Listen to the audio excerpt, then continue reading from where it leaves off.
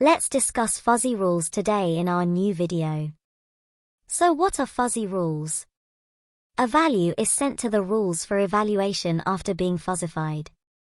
The same rules that we have already seen apply to fuzzy rules. If, predicate, then, decision. However, the current circumstance suggests that the condition might only be partially accurate. We might have had the following rules for an expert system where the water is either hot or cold. If the water is cold, switch on the water heater. If the water is hot, switch off the water heater. These rules can now be replaced with the following fuzzy rule. If the water is hot, turn on the water heater. At first sight, this might seem unusual, but keep in mind that we're working with fuzzy rules, so the condition component will really be a percentage number, rather than a simple yes or no.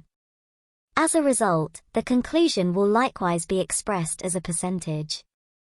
As we will see, the water heater will now be partially turned on rather than simply being switched on or off. As we previously observed, with simple expert systems, a rule may have a number of criteria that must be satisfied before the rule may take effect, or conversely, any one of a number of conditions may occur for a rule to take effect. For instance, if water is hot and energy tariff is high, then turn on water heater would necessitate the fulfillment of both requirements in order for the water heater to operate. Alternately, if the water is cold or the energy price is low, turn on the water heater. In order for the water heater to operate, one or both of the prerequisites must be met. However, when using fuzzy rules, a percentage is allocated to each of the conditions. The majority of fuzzy systems run as follows. The minimum percentage value of the condition is carried forward wherever the N word appears. The greatest percentage value of the condition is carried forward wherever the OR word appears.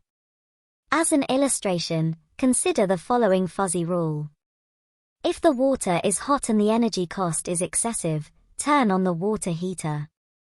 Let's assume for the purposes of this example that fuzzification has resulted in the water temperature being assigned a value of 62% and the energy tariff being assigned a value of 48%.